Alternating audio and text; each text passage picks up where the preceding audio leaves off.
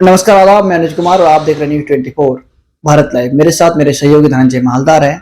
आज हम बैठे हुए हैं सीमांचल के कदावर नेता और आम आदमी पार्टी के कटिहार जिला प्रभारी डॉक्टर एम.आर. हक साहब के साथ। आज कई विषयों पर चर्चा करेंगे, खासकर जो अभी जनगणना हुई है बिहार में, जातिगत जनगणना को लेकर बात करेंगे। कई समस्याएं और है, चीजों पे चर्चा की जाएगी। सबसे पहले सर, आपका स्वागत है हमारे चैनल न्यूज़ 24 भारत लाइव में। बिहार में अभी अभी जातिगत जनगणना हुई है, उसके ऊपर भी चर्चा करेंगे। इसके अलावे सीमांचल क्षेत्र से जुड़े हुए कई सवाल है जिसके ऊपर चर्चा करेंगे आपसे। सबसे पहले सवाल सर, अभी जो बिहार में जातिगत जनगणना हुई है, इसका सीमांचल के लोगों को या पूरे बिहार के लोगों को क्या फायदा मिलेगा? सबसे पहले ये जानना चाहेंगे सर। देखिए, जातिगत जनगणना का जो परिकल्पना जी किया गया है और इसका जो डाटा अभी जारी हुआ है, इसका फायदा कटिहार सहित पूरे सीमांचल के लोगों को तभी मिलेगा जब सही मायने में कहा जाता है जिसकी जितनी संख्या भारी उसको मिले उतनी हिस्सेदारी।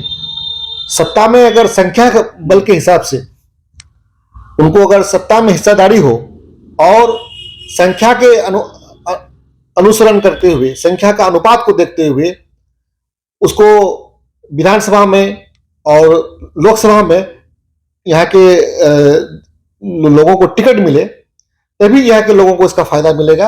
अन्यथा ये सिर्फ पूरी कल्पना रहेगी, अन्यथा इसका कोई फायदा मिलने वाला नहीं है यहाँ के लोगों को। अभी सर, आपने एक बहुत बड़ी बात कही है कि यहाँ पे जातिगत जनगणना जो हुई है, जो जाति के हिसाब से जो संख्या निकल के आया है, उसके हिसाब से लोगों को टिकट दी जाए, यहाँ के स्थानीय नेताओं को, तब जाकर इसका लाभ यहाँ के लोगों को मिलेगा। ये बिल्कुल सही बात है। लेकिन सर, बात करें खास करके जो सीमांचल क्षेत्र में है, सीमांचल क्षेत्र जो है ये मुस्लिम बहुल क्षेत्र माना जाता है। लगभग 18% जो है मुस्लिम आबादी है पूरे बिहार में। क्या मुस्लिम आबादी को जो जातिगत जनगणना के हिसाब से, जाति के हिसाब से जो परसेंटेज निकल के आया, क्या उस परसेंटेज के हिसाब से मुस्लिम आबादी के पास उतनी सीटें है? क्या उतनी हिस्सेदारी दी गई है सरकार में, या फिर आने वाला चुनाव में इस जातिगत जनगणना के हिसाब से में टिकट बटेगा? देखिए, यही सीमांचल की जनता की मांग है कि सीमांचल में खास करके अकलियत अकलियत की हिस्सेदारी की बात बरसों से उठ रही है और आज तक किसी भी दल ने अकलियत को, खास करके सीमांचल की अकलियत को हिस्सेदारी नहीं मिला। आज देखा जा रहा है कि सीमांचल में अकलियत की जो आबादी है उसके अनुरूप अभी तक जो जैसा लग रहा है कि इनको हिस्सेदारी मिलनी चाहिए।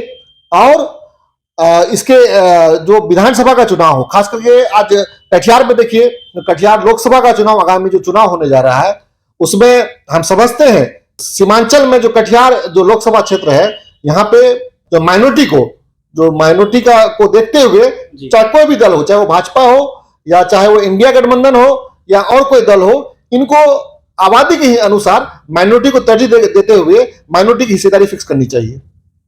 सर, आपका कहना है कि मतलब जो लोगों को हिस्सा मिलना चाहिए वो मिलना चाहिए। लेकिन सर, यहाँ पे क्या हो जाता है कि आज जातिगत जनगणना हुई है, लोग खुश है, सब लोग अपने अपने हिस्सेदारी को लेकर अभी लोग अपना दावा पेश कर रहे हैं कि हमें मिले, हिस्सेदारी मिले, हर जगह हिस्सेदारी मिले। लेकिन सर, यहाँ पे बात आती है पार्टी लेवल पे, और पार्टी लेवल पे बात की जाए, ऐसा नहीं कि आज बिहार में जातिगत जनगणना हुई है तो जातिगत जनगणना के बाद लोगों को पता चला कि कितनी आबादी किस जाति से है। ये पहले से सरकार को पता था, लेकिन अब तक ऐसा नहीं हुआ है आज। लेकिन उसके हिसाब से यहाँ के माइनॉरिटी जो कास्ट के लोग हैं, जो नेता है, जो माइनॉरिटी के लिए लड़ रहे हैं, उन लोगों को उनका हक नहीं दिया गया इससे पहले। इस बार लगता है आपको कि पार्टी स्तर पे सीट का बंटवारा उस हिसाब से होगा? देखिए, सरकार हमेशा से ये करती हुई आ रही है कि दिल्ली और पटना में बैठ करके बाहर से नेताओं को जो है वो थोप दिया जाता है। आबादी हमारी है, वोट हमारा है, राज किसी और का चल रहा है। तो इस बार हम किसी भी दल के नेता हो, चाहे वो राजद हो, चाहे जदयू हो, चाहे भाजपा हो, चाहे कांग्रेस हो, चाहे लोजपा हो, सारे दल के नुमाइंदा से हम कहना चाहते हैं कि अब जो है खास करके कटिहार और सीमांचल का लोग जग चुका है। अब वो भी सत्ता में अपनी हिस्सेदारी चाह रहा है, सत्ता अपना लीडरशिप चाह रहा है। वो आज हम लोग सीमांचल के लोग जो है लीडर वहीन है। किसी जमाने में तस्लीमुद्दीन जो है यहाँ का गांधी हुआ करता था, गांधी जी का उपाधि दिया गया था तस्लीमुद्दीन साहब को। तो आज अब वो इनकी वफात के बाद यहाँ पे ऐसा लग रहा है कि हमारे पूरे सीमांचल में अब कोई लीडर नहीं बचा है। तो अभी जाति का जनगणना के आधार पे हम तमाम पार्टियों से ये मेरा कहना है कि अब जो है यहाँ के लोगों को, सीमांचल के लोगों को सत्ता में हिस्सेदारी दे। कहा जाता है कि कह दो जुल्म के ऐवानों से बेदार हैं हम, ताबेदार नहीं, सीमांचल वासी भी हिस्सेदार है। तो सीमांचल वासी को हिस्सा मिले और उनके आबादी के अनुरूप टिकट तय हो विधानसभा में, लोकसभा में, ये हम मांग करते हैं। ठीक है, ये तो रही सर जाति का जनगणना के ऊपर बात। बहुत बड़ी बात कही है आपने कि मतलब जो हक मिलना चाहिए लोगों को, वो हक मिलना चाहिए, बिल्कुल ये होना भी चाहिए। जब जाति का जनगणना हुई है, कुछ लोग खुश है, तो इसका लाभ सीधा लोगों को मिलना चाहिए। इसके अलावा सर कई सवाल और है, सीमांचल क्षेत्र से जुड़ा हुआ है। इसमें अगर बात करें, जो महत्वपूर्ण सवाल है सर, ये शिक्षा। बुनियादी चीज जो होता है वो आंगनबाड़ी केंद्र और प्राथमिक विद्यालय। आज अगर सर बात करें प्राथमिक विद्यालय की या फिर मध्य विद्यालय की या माध्यमिक विद्यालय की, किसी भी अंग बात करें विद्यालय की, विद्यालय को ये हाल है सर कि जो शिक्षा मिलना चाहिए, शिक्षा का लाभ बच्चों को मिलना चाहिए, वो लाभ कहीं से भी बच्चों को नहीं मिल पा रहा है। तो जिम्मेदार कौन है? सीमांचल क्षेत्र की अगर बात करें, ज्यादा बात नहीं करेंगे, अगर कटिहार की बात करें, कटिहार में कदवा हो गया, आजमनगर, बारसोई, कई ऐसे विद्यालय हैं जहाँ पे शिक्षक बिल्कुल स्कूल में मौजूद नहीं होते हैं, जहाँ पे बच्चे बिल्कुल नाक के बराबर पहुंचते हैं। इसके लिए जिम्मेदार कौन है सर? देखिए, कहा जाता है कोई भी समाज, कोई भी कबीला, कोई भी देश शिक्षा और तालीम के बगैर आगे नहीं बढ़ सकता है। लेकिन ऐसा सरकार या सत्ता में बैठे लोगों का ऐसा मंशा लग रहा है, वो नहीं चाहती है कि यहाँ की जनता, खास करके हमारे सीमांचल की जनता शिक्षित हो। अभी मौजूदा जो शिक्षा का हाल है, यहाँ पे तालीम नहीं दी जा रही है, लोगों को शिक्षित नहीं किया जा रहा है, बल्कि सिर्फ और सिर्फ साक्षर किया जा रहा है ताकि वो लिखना पढ़ना सीख जाए और सिग्नेचर कर ले अपना। आज देखिए कि जो भी स्कूल है, एक तो क्वालिटी ऑफ एजुकेशन के नाम पर 0/7 है। वहां पे ना पढ़ाई हो रही है, ना बच्चे स्कूल आ रहे हैं ढंग से, ना शिक्षक स्कूल जा रहे हैं ढंग से। सिर्फ और सिर्फ जो है स्कूल को मिड डे मील और खिचड़ी खिलाने का एक केंद्र बना दिया गया है। सर इसमें सवाल आता है कि मतलब क्या इसमें सिर्फ जो शिक्षा पदाधिकारी है या प्रखंड स्तर का शिक्षा पदाधिकारी हो, जिला स्तर का शिक्षा पदाधिकारी हो, क्या इसके अलावा और भी लोग जिम्मेदार है? क्या जो स्थानीय नेता जिन्हें हम लोग चुनते हैं, क्या उन लोगों की जिम्मेदारी नहीं है, जवाबदेही नहीं है कि जो शिक्षा का जो बदहाल स्थिति, मतलब दिन ब दिन बदहाल होते जा रहा है शिक्षा की, जो मतलब विद्यालय में जो शिक्षा मिलना चाहिए बच्चों को नहीं मिल पा रहा है, इसमें सिर्फ शिक्षा पदाधिकारी जिम्मेदार है या फिर जो स्थानीय जनप्रतिनिधि है, चाहे वो हमारे विधायक हो, चाहे वो हमारे सांसद हो या अन्य कोई जनप्रतिनिधि हो, क्या उन लोगों की जिम्मेदारी नहीं शिक्षा में सुधार हो सके? बिल्कुल, सरकार योजना बनाती है, लेकिन धरातल पे योजना को इम्प्लीमेंटेशन का काम वो ब्यूरोक्रेसी का होता है, पदाधिकारी का होता है।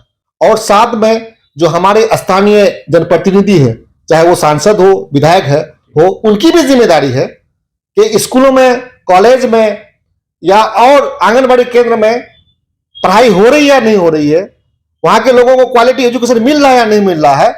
इसके लिए किसी एक व्यक्ति को सिर्फ हम जिम्मेदार नहीं ठहरा सकते हैं, बल्कि ऊपर से नीचे तक पूरा व्यवस्था में कमी है और पूरा व्यवस्था ही चौपट है। इसीलिए जिस व्यवस्था के तहत आज तालीम दी जा रही है, आज जो एजुकेशन दी जा रही है, इसमें अमूल चूल व्यवस्था परिवर्तन की जरूरत है। आज दिल्ली में देखिए क्या हुआ। आज दिल्ली का जो शिक्षा मॉडल है और जो पंजाब का शिक्षा मॉडल है, उसकी तारीफ सिर्फ देश में नहीं बल्कि विदेशों में भी हो रहा है। बिल्कुल। जब वहां अमेरिका के फर्स्ट लेडी जब दिल्ली यात्रा पे आते हैं तो सबसे पहले जाकर के वहां पे केजरीवाल सरकार का स्कूल वो देखते हैं। क्यों? क्योंकि वहां पे व्यवस्था परिवर्तन किया गया, वहां पे एजुकेशन, क्वालिटी एजुकेशन को बदला गया, वहां पे ब्यूरोक्रेट प्लस जनप्रतिनिधि, विधायक, एमएलए, एमपी सब ने मिलकर के उसको चेंज करने का काम किया। शिक्षा विभाग के मुख्य अपर सचिव है के पाठक जी, उनकी तरफ से लगातार प्रयास किए जा रहा है कि मतलब शिक्षा में सुधार हो सके। तो कहीं ना कहीं देखा जाए बिहार जो है एक बड़ी राज्य है, ऐसे में क्या आपको लगता है के पाठक जी की तरफ से जो पहल की जो शुरुआत की गई है, ऐसे में बिहार के स्कूलों में सुधार हो सकता है? बिल्कुल। हमारे शिक्षा सचिव है के पाठक जी, उनका जो प्रयास है वो सराहनीय प्रयास है। कुछ बदलाव करना चाहते हैं, लेकिन ये बदलाव होता हुआ दिख नहीं रहा है, क्योंकि निचले स्तर पे आप जब तक इंफ्रास्ट्रक्चर को सही नहीं करेंगे, आप जहां स्कूलों में टीचर्स की कमी है, आज स्कूलों में बहुत सारे पद जो है टीचर्स के वो खाली पड़े हुए हैं। बच्चों का जो संख्या के हिसाब से जो जितने कमरे होने चाहिए, वहां पर जो और फैसिलिटी होने चाहिए, वह पानी की फैसिलिटी हो, शुद्ध ड्रिंकिंग वाटर मिले बच्चों को, शौचालय का फैसिलिटी हो, खेल का मैदान हो, इस तरह का जो बुनियादी सुविधा है उसकी घोर कमी है। इसीलिए ना चाहते हुए भी यहां पे परिवर्तन नहीं दिख रहा है। और जब तक आप जो वहां का मानव बल है, टीचर्स की कमी को और इंफ्रास्ट्रक्चर को स्कूल का वो सही तरीके से आप उसको दुरुस्त नहीं करेंगे तो अमूलचूल परिवर्तन नहीं दिखेगा।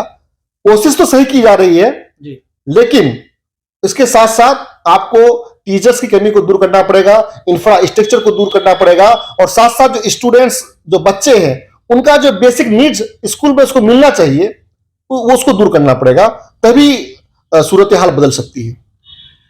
सर, शिक्षा के अलावा सवाल बहुत सारे हैं। शिक्षा के बाद जो है दूसरा महत्वपूर्ण चीज होता है वो स्वास्थ्य है। स्वास्थ्य के ऊपर भी जो अगर देखा जाए, स्वास्थ्य विभाग का भी इतना दयनीय स्थिति है बिहार में। ये उम्मीद कैसे कर सकते हैं कि मतलब जो है कब तक ये सुधार हो सकता है बिहार में, कैसे सुधरेगा आखिर ये जो शिक्षा के बाद जो स्वास्थ्य का जो बदहाल स्थिति है? कई जगह है, आपको अगर बताए बारसोई में खास करके कई उप स्वास्थ्य केंद्र है, ये नाम मात्र के बने हैं।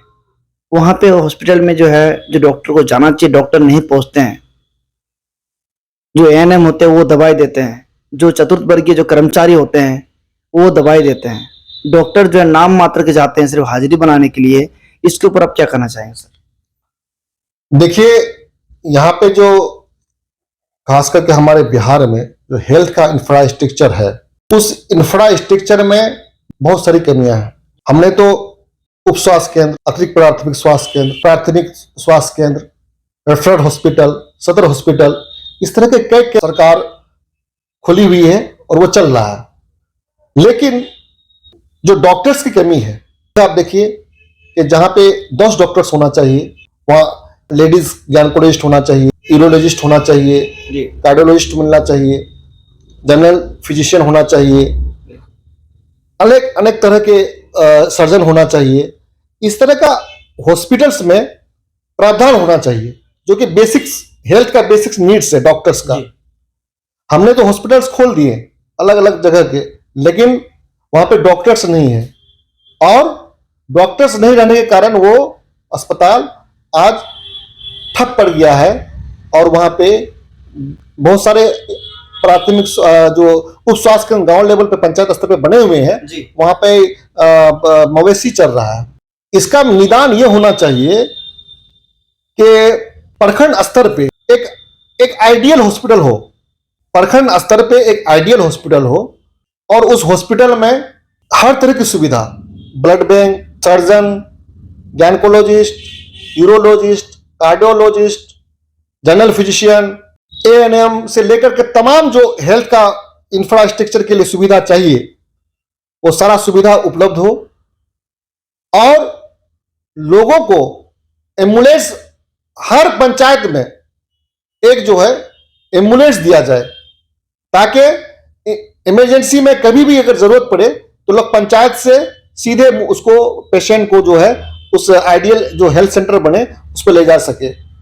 ये नहीं करके सरकार हर जगह तो हर गांव स्तर पे हॉस्पिटल खुला हुआ है, लेकिन वहां पर इंफ्रास्ट्रक्चर नहीं है। तो आमूलचूल परिवर्तन की जरूरत है। और साथ ही साथ आप देखिए, खास करके स्वास्थ्य के मामले में और दिगर और जो जरूरत की चीज है, बिहार सरकार सीमांचल के साथ हमेशा से सौतला बिहेव कर रही है। आज देखिए, दरभंगा में ऑलरेडी पहले से दरभंगा मेडिकल कॉलेज एस्टेब्लिश है, लेकिन जब all India institute of medical science खोलने की बात आई तो नीट था सीमांचल को मिले, सीमांचल में न खुल करके वहां प्रपोजल चला गया दरभंगा के लिए। तो एक all India institute of medical science का branch Seemanchal AIIMS Seemanchal AIIMS खुलना चाहिए सीमांचल में। इसमें दोष किसका, यहाँ के जो जनप्रतिनिधि है उनका दोष है या फिर सरकार का दोष है? देखिए, दोष हम किसको दें? जनप्रतिनिधि को आवाज उठाना चाहिए। आज बहुत सारे लोगों ने, जनता ने जनप्रतिनिधि को चुन करके लोकसभा विधानसभा भेजा। उनकी जिम्मेदारी ही थी, चाहे सीमांचल के जितने भी विधायक अब तक चुने गए, जितने भी सांसद चुने गए, उनकी जिम्मेदारी थी कि वो सरकार से डिमांड करते कि एम्स का ब्रांच सीमांचल में खोला जाता। सरकार देने पे मजबूर हो जाती, लेकिन आज तक किसी ने डिमांड नहीं किया। तो कहीं ना कहीं जिम्मेदारी तो चुने हुए जनप्रतिनिधि पर भी आयद होती है।